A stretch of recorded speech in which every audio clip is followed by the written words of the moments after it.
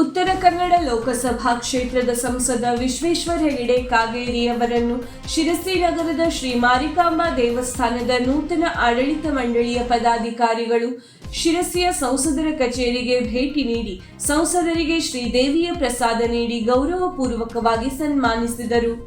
ಬಳಿಕ ಸಂಸದರು ನೂತನ ಪದಾಧಿಕಾರಿಗಳನ್ನು ಅಭಿನಂದಿಸಿ ಮಾತನಾಡಿ, ಅವರು ನಿಮ್ಮ ಆಡಳಿತ ಅವಧಿಯಲ್ಲಿ ಐತಿಹಾಸಿಕ ಮಾರಿಕಾಂಬಾ ದೇವಾಲಯವು ಇನ್ನಷ್ಟು ಅಭಿವೃದ್ಧಿ ಪಥದತ್ತ ಸಾಗಲಿ ಮತ್ತು ಭಕ್ತಾದಿಗಳಿಗೆ ಉತ್ತಮ ಸೌಲಭ್ಯಗಳು ನಿಮ್ಮಿಂದ ದೊರೆಯುವಂತಾಗಲಿ ಎಂದು ಶುಭ ಹಾರೈಸಿದರು.